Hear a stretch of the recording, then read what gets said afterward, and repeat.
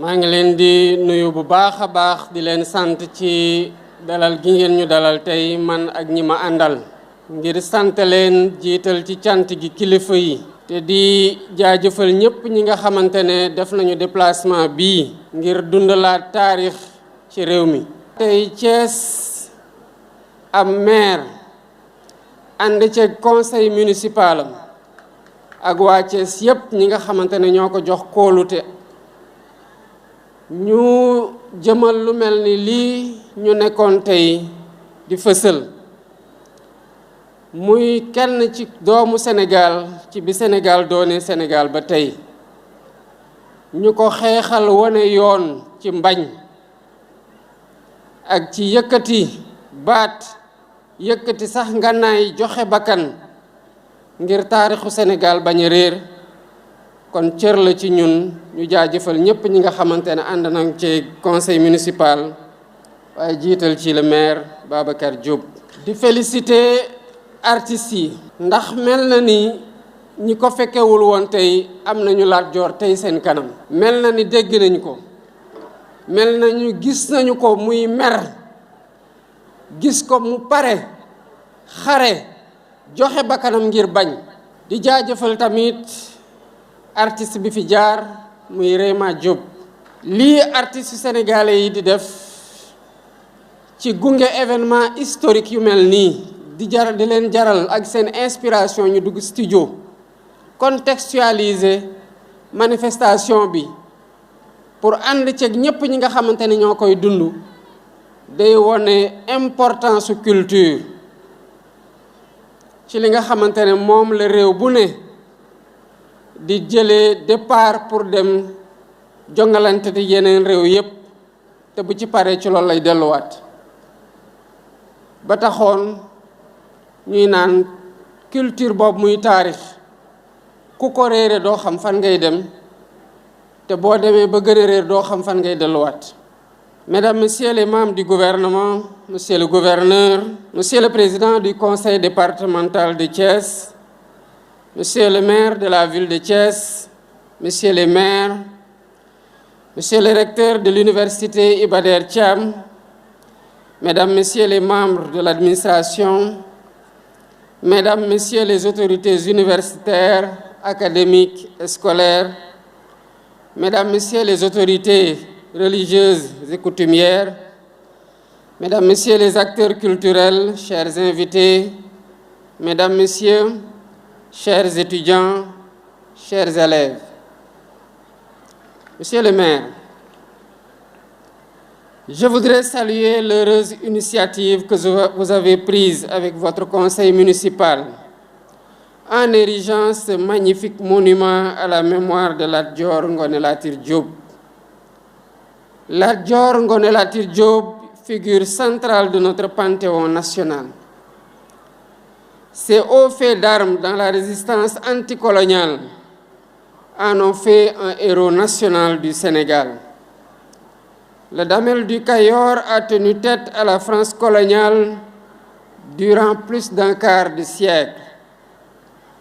Il a accompli cet exploit avec des moyens techniques et militaires relativement limités, dans un contexte d'offensive généralisée des puissances impériales européennes décidées à se partager l'Afrique, continent que le commerce atlantique de la traite des esclaves avait déjà durement éprouvé. Partout sur cette terre d'Afrique, ce monument commémoratif aurait pu trouver sa place, mais nulle part mieux qu'à Thiès, il ne pouvait être érigé. Il y fait l'écho à l'avenue éponyme du héros national déjà situé au cœur de son espace urbain. C'est bien à Thiès, à l'époque un village du Tchangin, toponyme aujourd'hui déformé en Diakhène, que le Damel à peine élu rassembla son armée en vue de restaurer la souveraineté du Kayor sur les provinces amputées du royaume par la colonie. Nombreux furent les combattants qui tombèrent au champ d'honneur en ce jour mémorable du mois de mai 1863. Ce fut là tout le début d'une carrière politique exceptionnelle de plus d'un quart de siècle de luttes acharnées menées par Lat Dior Diop pour la défense de la souveraineté de son pays. Le fin stratège qu'il fut était doublé d'un homme politique avisé. Son refus de transiger sur la souveraineté du Kajoor l'a poussé à refuser la construction du chemin de fer par la colonie. Dexelé, où il rencontra son destin, relève plus des divisions de la classe politique du royaume que de la puissance de feu de l'armée coloniale. Il y est tombé, les armes à la main, faisant sienne la devise des pros. On nous tue, mais on ne nous déshonore pas. Mesdames, Messieurs, la cérémonie à laquelle nous assistons ce jour s'inscrit dans la longue tradition de célébration de ces héros de la lutte anticoloniale. Les récits épiques, transmis de génération en génération par les maîtres de la parole et les travaux des historiens de métier, ont fourni de la matière à travailler aux artistes, aux dramaturges, aux poètes, qui tous en ont tiré des œuvres créatrices de nos imaginaires collectifs.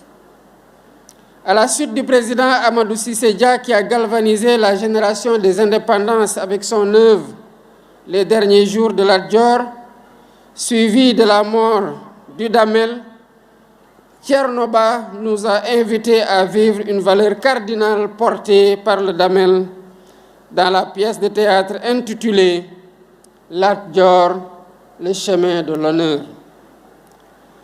Parce que nous sommes dans le Tianguine, aux portes du Kajoor, nous ne pouvons pas manquer de saluer la mémoire d'un des valeureux fils du terroir, contemporain du Damel et dont les hauts faits d'armes de la lutte anticoloniale sont certes moins connus, mais n'en sont pas moins héroïques.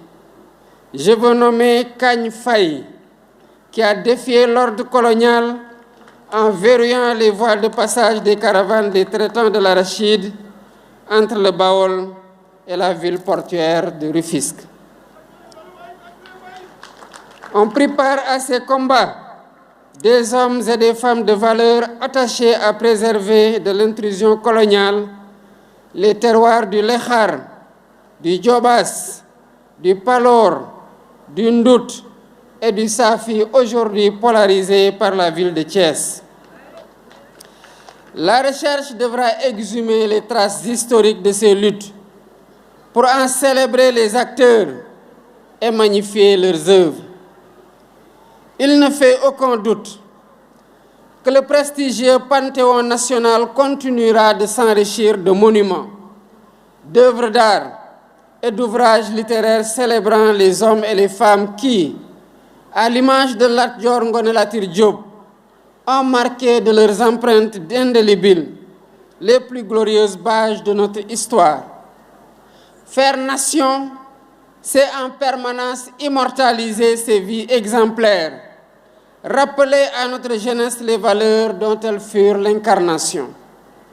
Mesdames et messieurs, c'est dans la diversité des mémoires des terroirs constitutifs de la nation sénégalaise, ouverte sur l'Afrique, que nous construirons un futur de dignité, de solidarité et de cohésion.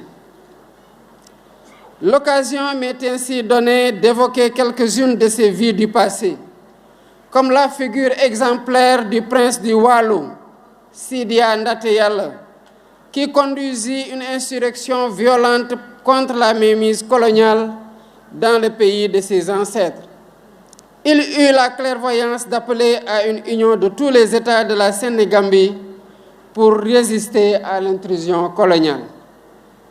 Quant au Jolof, il nous a donné le Bourba Albouri Seynabou Ndiaye, contemporain, allié et cousin du Damel du Kajoor que nous célébrons ce matin.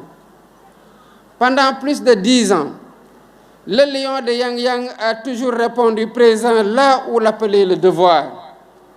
Ainsi, il prit part à la grande coalition que fut la Ligue Tidjane, aux côtés de Saher Matiba, l'héritier de l'Almami du RIP, de Mamadou Lamine Dramé du Bundu et d'Abdoul Bokar Khan, le grand électeur du Bosseya, émir du Fouta, pour opposer la plus vive résistance à la poussée impérialiste.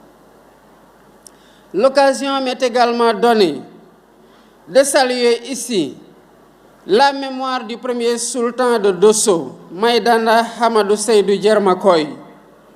Au cours de son magistère, il a érigé dans l'enceinte de la grande mosquée de Dosso une sépulture digne du fils du Djolof, posé un acte digne de son précoce engagement panafricain qui fait écho à celui du roi du Djolof, mort en terre nigérienne. Ces deux destins, celui du Bourba Djolof et celui de Djermakoy, incarnent à suffisance les idéaux du panafricanisme qui doivent nous inspirer dans nos actions quotidiennes. C'est de ce Gabou que partirent 5 siècles auparavant les Guelwaars fondateurs des États du Sine Saloum. La symbiose qui s'est forgée alors entre ces migrants venus du sud et les lamans du pays sérère a donné naissance à de fortes valeurs d'abnégation au travail, de droiture, d'humilité, de courage, de respect de la parole donnée et d'ancrage aux meilleures traditions ancestrales. Nous avons un bel exemple illustratif de ces valeurs avec le fameux témoignage en faveur de Cheikh Ahmadou Bamba, apporté par le Boursine Komandofène au péril de son pouvoir, voire de sa vie, pour éviter au Cheikh un second exil.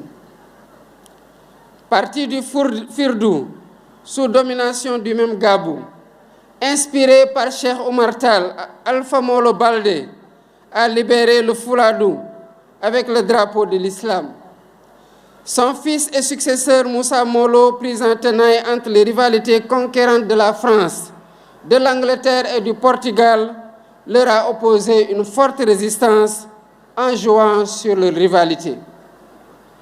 Quant à la Basse-Casamance, elle nous donne une leçon de longue résistance populaire contre l'intrusion coloniale.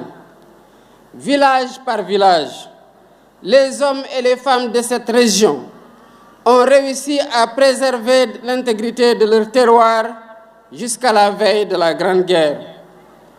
Aline Sitoé Diatta, la dame de Cabrousse, a repris le flambeau qui ne s'est jamais éteint. L'histoire retiendra de cette figure historique décédée en déportation au Soudan en 1944 sa farouche lutte contre la remise en cause de la civilisation agraire du terroir, base de la souveraineté alimentaire. Des hommes nouveaux ont repris l'étendard de la lutte à travers la formation de communautés religieuses adossées sur une spiritualité inaccessible aux armes du colonisateur. Ils ont fait échec à son projet d'aliénation culturelle, analysé comme le plus grand cancer, le plus grand danger porté par la colonisation. Cheikh Nassadbou, Amaringo Nendak Sek, Cheikh Abdoulaye Niass, Cheikh Bou Kounta, Seydi El Hadji Malick Sy, Cheikh Ahmadou Bamba Mbacké, l'imam Moulay Thiaw, ont apporté une réponse efficace à la crise des sociétés sénégambiennes de la fin du XIXe siècle. Cette réponse trouva ses assises sur la production d'une alternative intellectuelle et religieuse au projet colonial. Ils ont ainsi réussi à préserver l'essentiel, c'est-à-dire la foi en Dieu, les valeurs cardinales du travail, de la droiture, de l'intégrité, nourries par les textes des penseurs soufis. Ils sont alors devenus les figures emblématiques de la résistance culturelle et non violente à la domination coloniale et le refuge de tous ceux qui, déboussolés par les turbulences politiques et sociales, cherchent refuge auprès d'un maître pour donner sens à leur vie. Cet héritage se perpétue de génération en génération dans les daras, appelés à entrer en symbiose avec l'école attendue de la réforme à venir du système éducatif sénégalais. Donner ce poids au Dara, c'est renouer avec la longue histoire du mouvement maraboutique, tel qu'il apparaît dans ces pages d'histoire. Sa plus grande victoire intersénégalaise est advenue au Fouta, avec la révolution Torodo de 1776, conduite par les deux grandes figures que sont Thierno Souleymane Baal et Abdul Kadir Khan. Formés à Pire, à Koki, au Fouta Djalongo, au Bundu et dans les Zaouïas de la Mauritanie, les révolutionnaires ne se sont pas enfermés dans leurs livres au contenu maîtrisé. Ils ont élaboré et mis en œuvre un programme de transformation radicale du Fouta en instituant un système politique électif et décentralisé d'une étonnante modernité. Toutefois, c'est l'éducation qui s'érige comme levier principal de la transformation du système social, avec la mise en place d'un puissant réseau scolaire qui irrigue le Fouta du Dimar au Damga. L'État, comme les collectivités locales, ont pour mission d'enseigner et de faire connaître ce long héritage, dans toute sa complexité, pour inspirer les politiques de transformation de notre société. Mesdames et messieurs, l'initiative du maire Babacar Diop est à citer en exemple à tous les édiles des collectivités locales qui, en cohérence avec l'État, auront à concevoir et mettre en œuvre une politique novatrice de soutien aux industries culturelles. Accompagner les artistes et les créateurs culturels participe à bâtir notre patrimoine matériel et immatériel, le vin incontournable de notre vivre ensemble.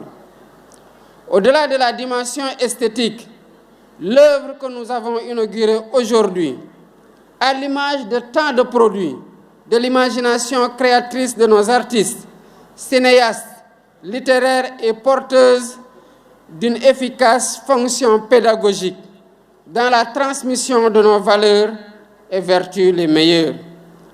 L'école doit s'emparer de cette mémoire, quel qu'en soit le support, pour former en notre jeunesse les bâtisseurs d'une nation souveraine et ouverte aux idéaux du panafricanisme.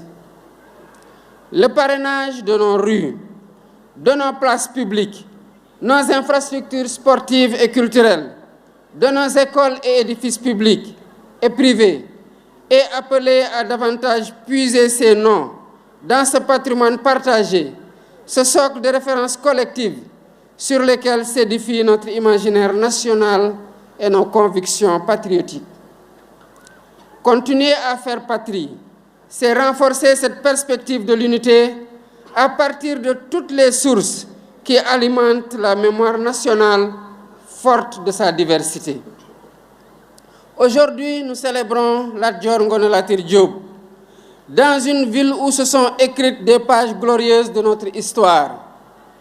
Mesdames et messieurs, Thiès est aussi la ville des cheminots qui se sont illustrés dans tous les combats pour la liberté et la justice sociale. Ils ont payé au prix fort cet engagement militant.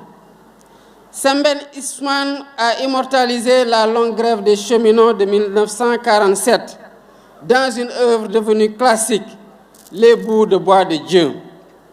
Moins connue est la grève de 1938, qui s'est achevée dans un bain de sang le 27 septembre de la même année. Un autre massacre colonial que vous avez immortalisé, Monsieur le maire, avec l'érection d'un monument au bout de l'avenue Aïnina Fall, à l'entrée de la cité Ibrahima Sarr, du nom d'un des leaders de la grève de 1947. Nous étions au crépuscule du Front populaire. Les prodromes des heures sombres de la Deuxième Guerre mondiale assombrissaient l'horizon. Est-il besoin de le rappeler? Le conflit mondial s'est achevé pour l'Afrique avec le massacre de Thiaroye, des tirailleurs sénégalais, le 1er décembre 1944. Nous venons d'en commémorer le 80e anniversaire afin que jamais ne s'atteigne la contribution des hommes et des femmes d'Afrique à l'édification d'un monde toujours plus humain, parce que plus juste. Je vous remercie de votre aimable attention.